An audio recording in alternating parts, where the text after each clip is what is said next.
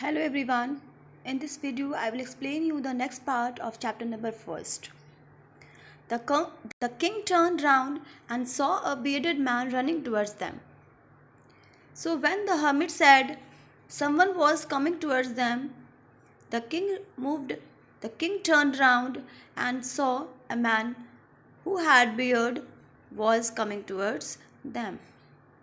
His hands were pressed against his stomach from which blood was flowing. The man had pressed his stomach because blood was oozing out from his stomach. Means he was injured or he was attacked by someone. When he reached the king, he fainted and fell to the ground. So, when the man reached the king, he fainted, he fell to the ground. वो बेहोश हो गया और नीचे जमीन पर गिर गया. The king and the hermit removed the man's clothing and found a large wound in his stomach. The hermit and the king put off the man's clothing and they found that there was a great wound in his stomach. The king washed and covered it with his handkerchief, but the blood would not stop flowing. The king took out his handkerchief and first of all he washed the wound with water and then covered it with his handkerchief. But the blood did not stop oozing out. The king redressed the wound until at last the bleeding stopped. Repeatedly, he changed the dressing again and again till the bleeding stopped. The man felt better and asked for something to drink. And when the man became conscious and he felt better than before, he asked for something to drink. The king brought fresh water and gave it to him. The king brought fresh and pure water from nearby area and gave him to drink. By this time the sun had set and the air was cool. So it was evening time and the sun had already set and the air was cool. The king with the hermit's help carried the wounded man into the hut and led him on the bed. So both king and the hermit took that injured man, into the hermit's hut and laid him on the bed. The man closed his eyes and lay quiet.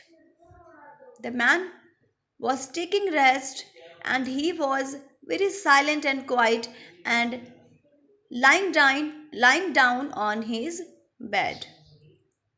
The king, tired by the walk and the work he had done, lay down on the floor and slept through the night. The king was also tired because for the whole day he had done hard work of walking to the forest and digging the beds.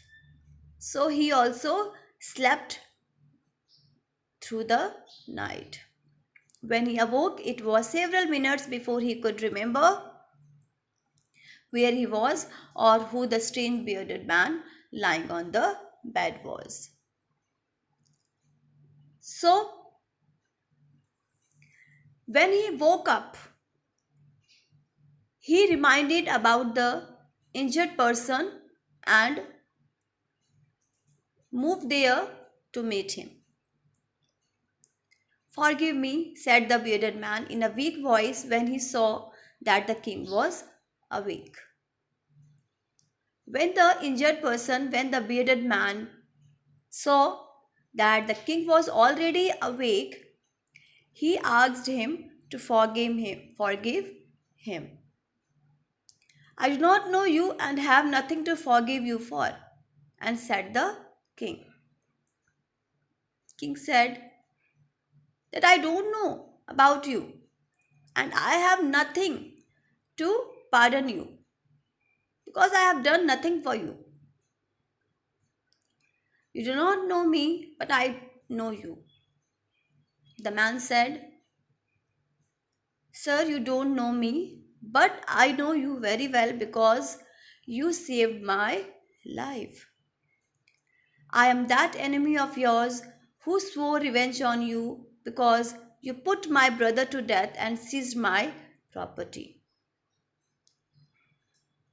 Do you know I am your enemy? And I had swore to take revenge from you because you had killed my brother and seized my property some days before.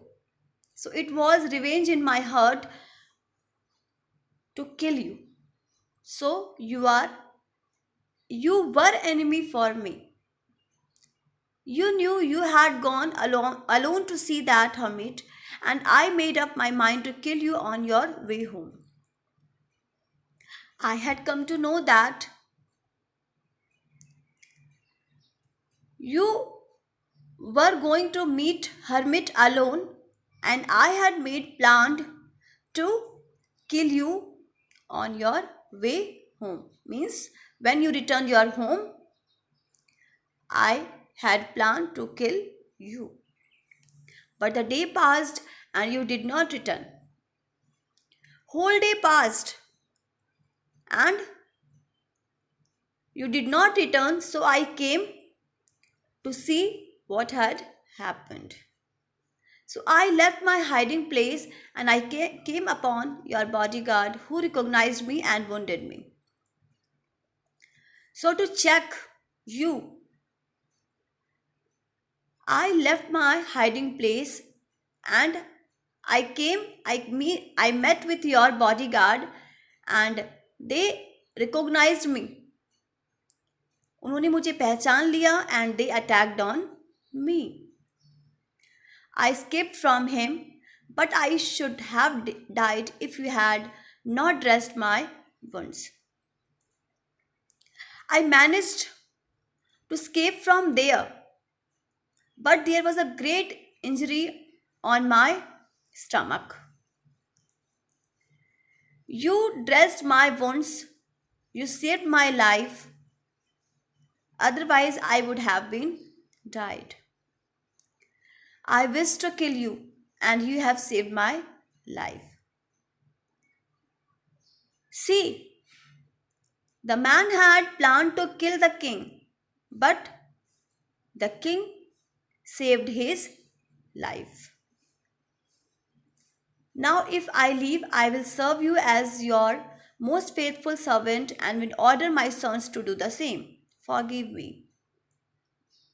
So, this life is completely yours. So, I take oath, I promise you to serve you as your most faithful servant till the end of my last breath, and I will order the same to my sons. So please forgive me.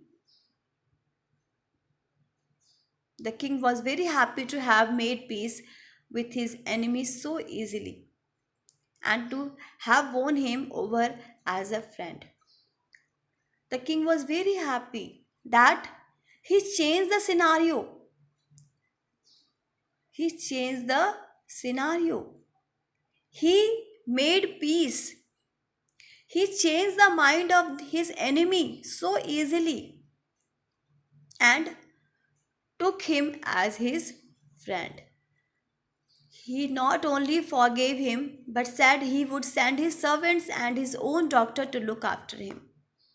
The king was so kind that he not only forgave, forgave the man, but he also assured to send some servants and his own doctor to take care of him. and he promised to give back the man his property.